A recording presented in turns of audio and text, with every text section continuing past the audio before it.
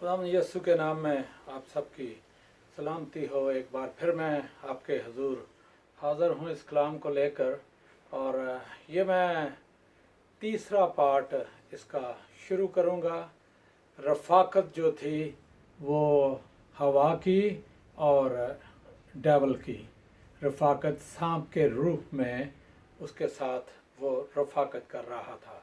और मैंने आपको ये भी बताया कि शैतान ने पूछा कि क्या सब बाग के सब फलों का जिक्र, दरख्तों का फल खाने का जिक्र किया है? उसने कहा नहीं, दो का मना किया है। इसका मतलब ये है कि वो दाखिल होना चाहता है और वो बात करना चाहता है, वो समझाना चाहता है, वो सोच को चेंज करना चाहता है, इसलिए वो इसको इस्तेमाल कर बात कर रहा है, उससे आर्गूमेंट कर रहा है, पूछ रहा है। और जहाँ पर कोई वीकनेस मिले वहाँ पर मैं कोई दूसरा मशवरा दे सकूं, क्योंकि औरत बेसिकली एक कमज़ोर है। इसलिए शैतान जब भी ढूंढता है कमज़ोर जगह को ढूंढता है। अगर मर्द कमज़ोर है तो वो उसको इस्तेमाल करेगा।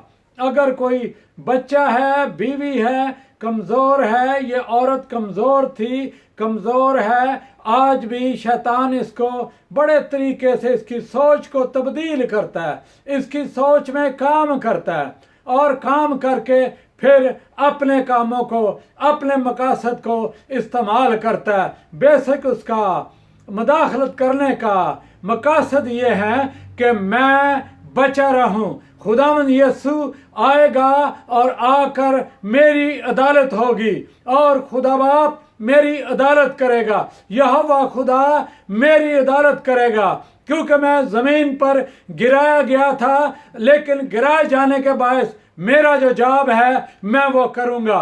अपना जॉब डेवल करता चला जा रहा है, सोचों को तब्दील करता चला जा रहा है, सोचों में काम करता चला जा रहा है और हम मौका देते चले जा रहे हैं, हम उसको इजाज़त देते चले जा रहे हैं। जितनी देर तक हम इस इजाज़त को, ये कोई बड़ा फलसफा नहीं है, ये छोटी सी बात है, आप खुदावंद के कदमों में आ जाएं और कलाम के मुताबिक ज़िंदगी गुजारना शुरू कर दें, आपके उसके लिए मौका ख़त्म हो जाएगा।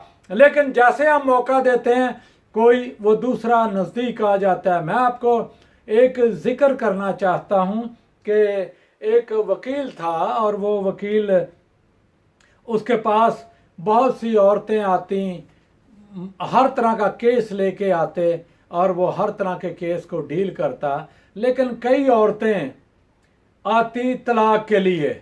भाई क्यों तलाक का मसला है, ख़ानदान में प्रॉब्लम है, मसला है, परेशानी है, क्यों है?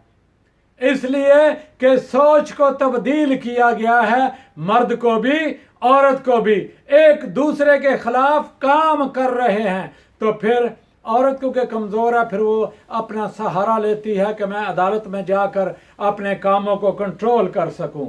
और वो जैसे ही कोई औरत उसके पास जाती, वो समझ लेता, पूरे केस को पढ़ता, पढ़ने के बाद समझ लेता, समझने के बाद जिस तरह बागे अदन में इब्लीस सारी सोच को जान रहा था, उसी तरह ये वकील भी सारी सोच को जानता, समझता।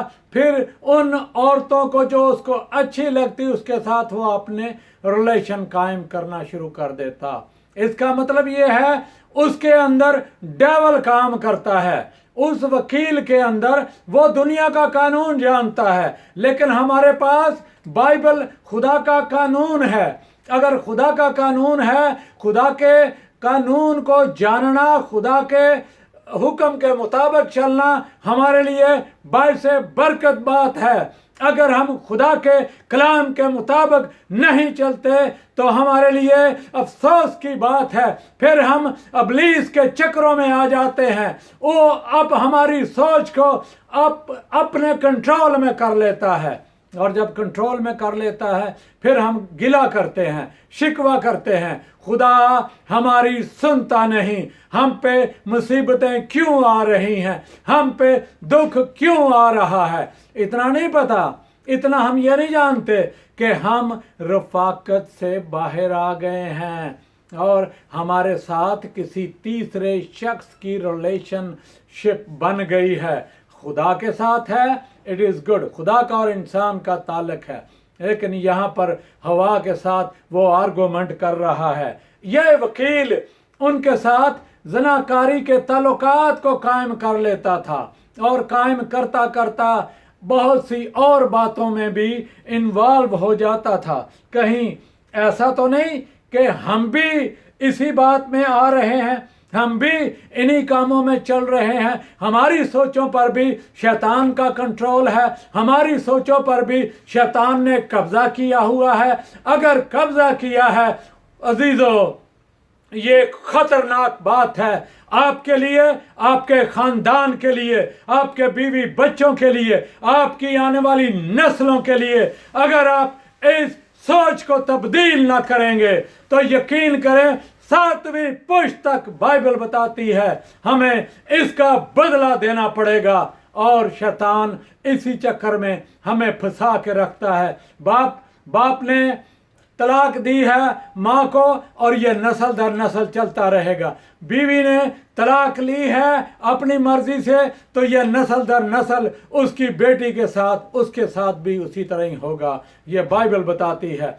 लेकिन अगर हम खुदा के ताबे रहेंगे, अगर हम खुदा की बात को मानेंगे, अगर हम खुदा की रफाकत में रहेंगे, अगर हम खुदावंद यीशु के कदमों में रहेंगे, खुदावंद यीशु के लोगों के कदमों में रहेंगे, खुदावंद यीशु के नाम को इज्जत और जलाल देंगे, फिर तो हम बाइस से बरकत हैं। वरना शैतान तैयार बैठा है हमारी सोचों में आने के लिए, हमारी सोचों को गुमराह करने के लिए, हमारे बदनों को गुमराह करने के लिए। कहीं ऐसा तो नहीं हमने अपने आप को बेच दिया, जिस तरह मुशर्रफ बेटे ने अपने आप को, अपना मालो दौलत लेकर चला गया और सब कुछ उसने उजाड़ दिया। उजाड़ के कई लोग नशे करते हैं, नौजवान नस्ल नशे करती है, नशे करके अपने आप को, मैं देखता हूँ कि अपनी जवानी अपने वक्त से पहले ही वो इस दुनिया से चले जाते, क्योंकि उन्होंने अपने आप हवाले कर दिया शैतान के। फिर वो नशे भी करेगा, ज़नाकारी भी करेगा, झूठ भी बोलेगा, मकर, रियाकारी, हर तरह की बुरी इल्लत उसमें होगी, बुरी सोसाइटी में रहेगा, क्योंकि शैतान यही चाहता है कि इससे पहले कि खुदावंद यीशु आकर उसकी अदालत करे, वो अपने आप को बचाने के लिए खुदा की मखलूक को, खुदा के लोगों को गुमराह कर रहा है और गुमराही करता चला जा रहा है। कहीं ऐसा तो नहीं हम भी गुमराह हो रहे हैं, कहीं ऐसा तो नहीं हम भी, हमारी सोचों पर भी शैतान ने कब्जा किया है? अगर किया है अजीजों, बड़े दुख की बात है। इस दुख से निकलने के लिए, मैं जानता हूँ इस दुख से निकलने का किसी शख्स के पास कोई अपना सोर्स नहीं है। अगर कोई दुनिया में सोर्स है तो वो खुदावंद यीशु मसीह नासरी है। 4000 साल लगे खुदावंद यीशु आए 4000 साल, ताकि इंसान को हमेशा की जिंदगी में दोबारा शामिल कर सके। देखें, सोचें कि 4000 साल, उसमें दुनिया कितनी बार नूह का तूफान आया, बर्बाद हुई। अगर कायन की और हाबल की स्टोरी को पढ़ें तो कायन और हाबल की खुदा कहता है इसका खून पुकारता है। वो इसलिए पुकारता है कि असल में कायन ने हाबल की नस्ल को बर्बाद किया, उसका खून किया था। आज शैतान हमारी रूहानी नस्लों का खून करना चाहता है, जिस तरह हाबल का खून, हाबल की नस्ल, मैं नस्ल कहूँगा, कायन ने हाबल की नस्ल मिटा दी, रूहानी नस्ल मिट गई। आज भी इसी तरह दुनिया में मसाइल हैं और शैतान आज भी गुमराह कर रहा है और नस्ल को, रूहानी नस्ल को तबाह करना चाहता है। खुदा के मानने वालों को, खुदा के हुजूर रहने वालों को इब्लीस आज भी तबाह बर्बाद करना चाहता है। क्या हम तबाही और बर्बाद